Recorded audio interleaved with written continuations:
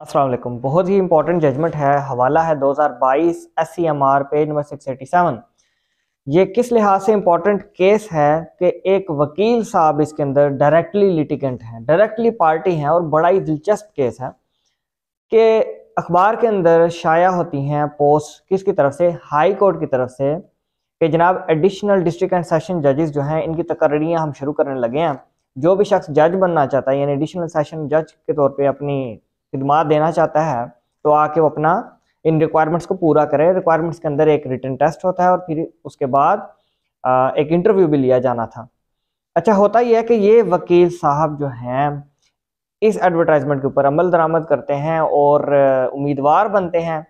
Test की date आती है तो टेस्ट भी देते हैं, पास भी हो जाते हैं। फिर इंटरव्यू की डेट आती है हाई कोर्ट की तरफ से, तो जब इंटरव्यू देने लगते हैं तो एक डिपार्टमेंट इंटरफेयर कर देता है इनकी सारी इस सीन के अंदर। और वो डिपार्टमेंट कौन होता है?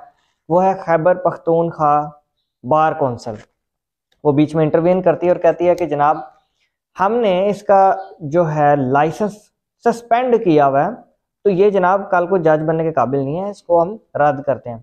अब होता ये है कि चूंकि जज बनने के लिए बेसिक रिक्वायरमेंट ये होती है कि आपका वकील होना बड़ा लाजिम होता है, और वकील होना नहीं सिर्फ एक ख़ास मियाद तक आपने प्रैक्टिस भी की होनी चाहिए, और बाज़ सूरत हाल में ख़ास नंबर ऑफ मुकदमात भी आपने गुजारे हों अपने पास से, आपने उनके गो थ्रू हुए हों। ये सारी रिक्वायरमेंट्स होती हैं एक जज के लिए। डिपेंड करता है आप पोस्ट कौन सी लेना चाह रहे हैं। चूँकि ये एडिशनल डिस्ट्रिक्ट एंड सेशन जजेस की पोस्ट थी तो इसमें यह था कि कम से कम वकील हो और एक सर्टेन लिमिट ऑफ प्रैक्टिस की हो। अच्छा, जब ये सस्पेंशन लेटर सामने हाईकोर्ट के जाता है तो जो हाईकोर्ट है इनका इंटरव्यू रोक देती है, वो इंटरव्यू नहीं करते और ये जनाब वकील साहब रह जाते हैं अपने इंटरव्यू में, वो कंडीशन पूरी नहीं कर पाते। ये नाराज़गी शो करते हैं वकील साहब कि जनाब मेरे साथ तो ज्यादती हो गई है, मैं तो जज बन जाना था, बन के रहना है।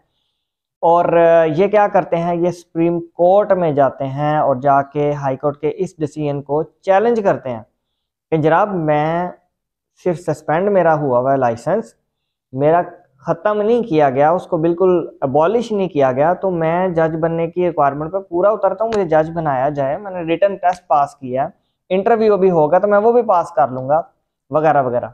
तो सुप्रीम कोर्ट ने कहा कि सस्पेंड तो हुआ है ना, सस्पेंशन मींस के अभी आप वकील के तौर पे प्रैक्टिस नहीं कर पा रहे थे सर्टेन टाइम लिमिट के लिए, और सस्पेंशन का जब वर्ड आ गया इसका मतलब है इसके ऊपर लेने वाले फवायद से भी आप सस्पेंड कर दिए गए। ये नहीं है होता कि एक शख्स का लाइसेंस सस्पेंड किया और उस पर वो मरात या उस पर बेनिफिट्स लेता रहे, नहीं, हरगिज नहीं, आपका टाइटल ही सस्पेंड कर दिया गया।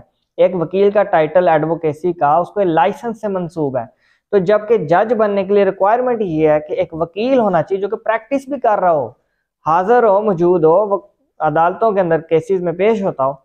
तो जब आपका वही टाइटल सस्पेंड कर दिया गया तो आप जज की पोस्ट के लिए भी compete करने के लिए अहल नहीं हैं, आप घर जाएं।